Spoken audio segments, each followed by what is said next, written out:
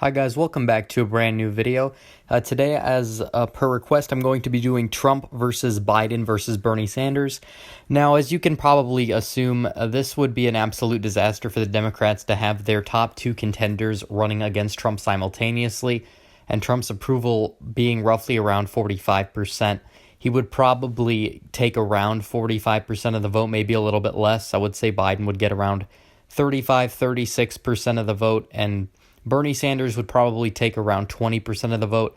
A bunch of people, young people, would definitely come out for him, especially some of the other candidates, like maybe some Warren fans who were left behind by her loss, assuming that she would lose in this case. So we're going to start to fill out every state the way it would probably go. California would probably put in the likely column for Biden. Trump would do probably around 30 to 35% in the state. I think it could be very contested.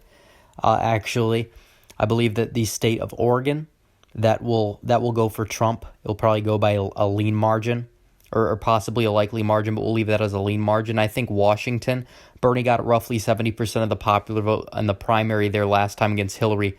I think Bernie would take the state of Washington in his column. I think Trump would take Alaska safe.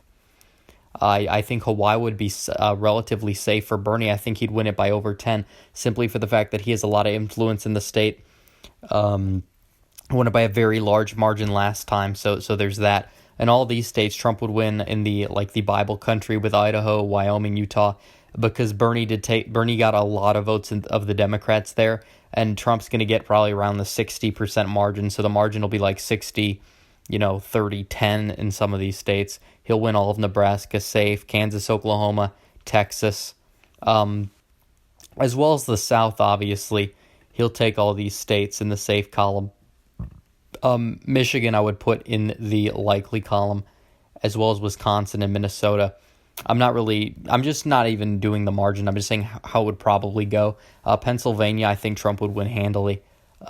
Joe Biden is relatively popular, but Bernie would take votes away from him, though, there. So, for the Democrat, Biden would be popular. Trump is a very popular Republican for the state of Pennsylvania. He'd probably get around 49% of the vote there. He'd probably end up winning by 15 at a minimum. In the state of Illinois was really divided in the Democratic primary. There's a lot of people in Chicago, young people, that ended up voting for Bernie Sanders, but a lot of the legacy Democrats in the area pushed it over for Hillary in the primary last time around.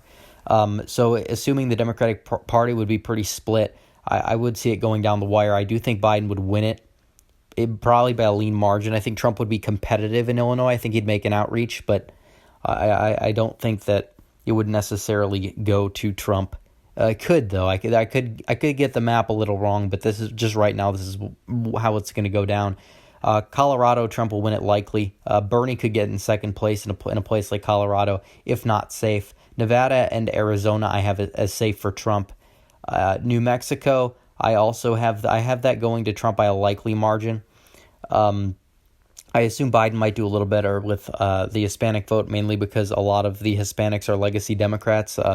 Would vote for Biden over a candidate who would be more considered a progressive like Bernie. I do think Vermont would be safe for Bernie. New Hampshire could get interesting because they have a twin state thing going on with Vermont, but I do think that Trump would take New Hampshire by a likely margin. There, I think Biden would carry New York by a likely margin.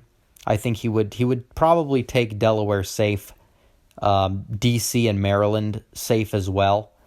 Trump would take New Jersey probably by a lean margin, as well as Rhode Island and Connecticut, especially with the way Rhode Island and Connecticut have been trending due to their unpopular governors. And in the state of Massachusetts, it will go for Biden probably by a safe margin, just because of the distance it's going to be between him and Bernie. Same thing with Maryland, and you could make a case for Delaware. Delaware would be potentially closer if it wasn't Biden. If it was like Trump versus Hillary versus Bernie, Delaware would go to Trump, but just because it's Biden's home state, he's got a lot of influence there. I have that going to Biden. Trump takes all of Maine. He'll take Maine at large safe, because Bernie and Biden will be roughly split the votes in Maine. Bernie might get a little extra. Maine's first district I could see going to Trump by a likely margin as well. The state of Virginia would probably have a big showing for Biden. They really rejected Bernie Sanders, but I think that Trump would take Virginia by a likely margin just because of the way things have been trending there recently. Otherwise, it could probably be safe for the Republican if the election happened like 10, 15 years ago. The Carolinas are safe, Georgia's safe, and Florida would be safe. Strictly off the fact that the Cuban vote has been trending red. Look at such a diverse crowd at the Trump rally in Orlando. Trump is potentially expanding his base in Florida. He might do better in specific counties that could flip to him anyways, even if it was just him going up against Biden. And a lot of people have been asking me about the polls and that had Trump losing to 10 in Florida to Biden, but there's also a couple polls that came out this week more recently that had him tied with Biden, and basically the deal is that you really can't trust the polls this far out of the election.